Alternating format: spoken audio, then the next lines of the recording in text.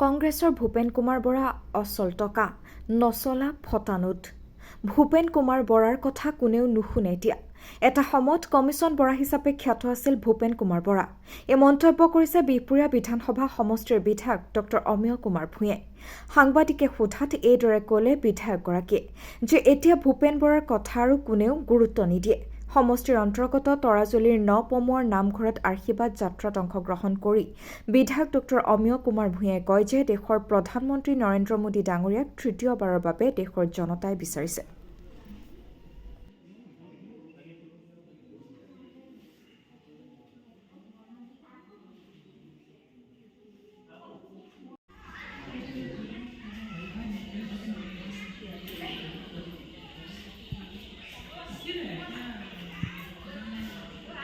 নতুন ৰাষ্ট্ৰীয় অধিৱেশন হৈছিল।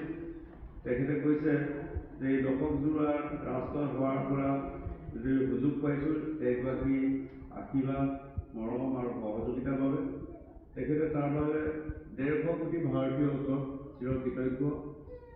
তেখেতে ইচ্ছা থাকিলেও সম্ভৱ নহয় পৰিয়ালৰ ওচৰলৈ অহাটো। তাৰ বাবে আমাৰ দলীয় কাৰ্যকৰ্তাই হওক আমাৰ গুণমুগ্ধ নকমোৱা এই ঘৰে মন্দিৰত আপোনালোক আশীৰ্বাদ অনুষ্ঠানৰ মাজেৰে এনেকৈ লগ পাই আনন্দিত হৈছোঁ আৰু এই অনুষ্ঠানত অংশ লোৱাৰ বাবে আমাৰ তৰফৰ পৰা আন্তৰিক ধন্যবাদ আৰু কৃতজ্ঞতা জ্ঞাপন কৰিছোঁ। আমি প্ৰথমে ভোট ভোগীক উদ্দেশ্য কৰি ক'ব বিচাৰোঁ যে আমাৰ ভোট সকলোতকৈ মজবুত। ভোট জিকিলেহে নিৰ্বাচন জিকা। মেৰা ভোট সবচে মজবুত। ভোট জিতা তো চুনাव জিতা। আৰু তাৰ লগে লগে আমি অহা কালিৰ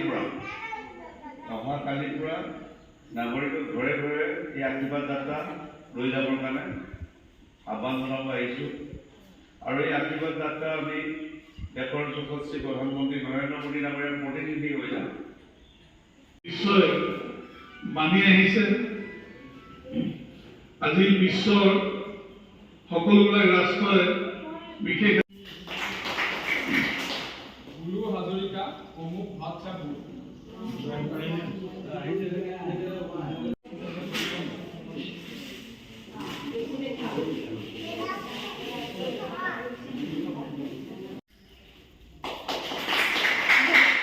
দাদুৰ পৰা প্ৰমুখ মন্ত্ৰীবাদ দাদুৰ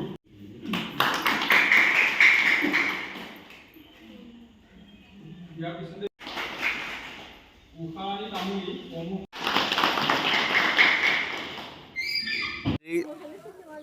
আশীৰ্বাদ যাত্ৰা চতুৰ্দশ দিন এই পথালিপাৰা পঞ্চায়ত আমাৰ নপমুৱা গাঁৱলৈ আমি আহিছিলোঁ আশীৰ্বাদ যাত্ৰাই। আৰু ৰাইজে আশীৰ্বাদ যাত্ৰাত স্বতঃস্ফূৰ্তভাৱে অংশগ্ৰহণ কৰিছে। আৰু অহা কালিৰ পৰা ইয়াত ঘৰ ঘৰ আমাৰ আশীৰ্বাদ যাত্ৰা আমাৰ বুথৰ কাৰ্যকৰ্তাসকলে কেনেকৈ কৰিব সেইখিনি ক্ষেত্ৰত আমি আলাপ আলোচনা কৰিলোঁ। আৰু ইয়াৰ যিখিনি আৰ্থ সামাজিক দিশ সেইখিনিৰ ওপৰতো আলোচনা কৰিলোঁ। আৰু ইয়াত কেনেকৈ আমি সুচল যাতায়াত কৰিবৰ কাৰণে চৰকাৰে আহি থকা দিনত কাম কৰিব আমি কৰিলোঁ। আৰু ৰাইজৰ পৰা দিহা পৰামৰ্শই আমি আমাৰ বিকাশ আৰু সমন্বয় যাত্ৰাই যাতে আমাৰ ইয়াত 4খন গাঁও আছে। নপমুৱা আমাৰ আছে, আমাৰ ৰঙতি গাঁও আছে, কাছমাৰী গাঁও আছে আৰু মতিয়া চমুৱা। এই 4খন গাঁৱৰ বিষয়তো আমি বিস্তৃত আলোচনা কৰিলোঁ। এই 4খন গাঁৱক যাতে ভৱিষ্যতে আমি সুচল যাতায়াত, বিশুদ্ধ খোৱা পানী, আন সুযোগ সুবিধা দি যাতে আমি আদৰ্শ গাঁৱলৈ যাতে গঢ়িব পাৰোঁ। আৰু আমাৰ চৰকাৰে যোৱা দিনবিলাকত কৃষক বন্ধুসকলক সবলীকৰণৰ যি প্ৰচেষ্টা, মহিলা সবলীকৰণৰ যি প্ৰচেষ্টা, যুৱ সবলীকৰণৰ ক্ষেত্ৰত যিখিনি পদক্ষেপ সেইখিনি কথা আমি আলোচনা কৰি ৰাইজে সকলোৱে আনন্দিত হৈছে। আৰু ৰাইজে সকলোৱে মন বান্ধি আছে পুনৰবাৰ মোদী চৰকাৰ পাতিবৰ বাবে। গতিকে মই ৰাইজক আহি থকা অসমীয়া নৱবৰ্ষ আৰু ৰঙালী বিহুলৈ আন্তৰিক ওলগ যাচিছোঁ। আৰু এইবাৰ বিহপুৰীয়া প্ৰথম হ'ব। এবাৰ শোণিতপুৰ লোকসভা আসনত বিহপুৰীয়া প্ৰথম হ'ব। আৰু চৌপাশে একেই পৰিৱেশ আছে। ইয়াৰ পৰা মই এতিয়া জয়পুৰলৈ যাম, তাতো ৰাইজে ৰৈ আছে, তাতো ৰাইজক লগ পাম। এটা চুবুৰীও এটা বুথো বাদ নপৰিব য'ত বিধায়কক ৰাইজে নাপাব। আৰু এটা পৰিয়ালো ক'ব নোৱাৰিব যে বিজেপি দলীয় কাৰ্যকৰ্তাই আহি আমাক এই আশীৰ্বাদ যাত্ৰাত যাতে অংশগ্ৰহণ নকৰিলে।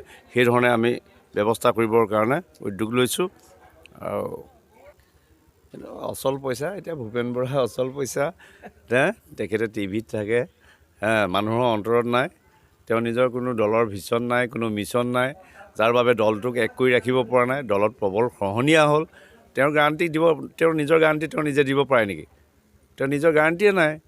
তেওঁ আজি বিপিয়া সমষ্টিত তেওঁৰ দলৰ ভেটি আজি সুদৃঢ় কৰাৰ ক্ষেত্ৰত তেওঁ কিবা আছে নেকি যোৱা দিনবিলাকত আহি কিবা কৰিবৰ কাৰণে? গতিকে মুখ্যমন্ত্ৰীয়ে সঠিকভাৱে কৈছে।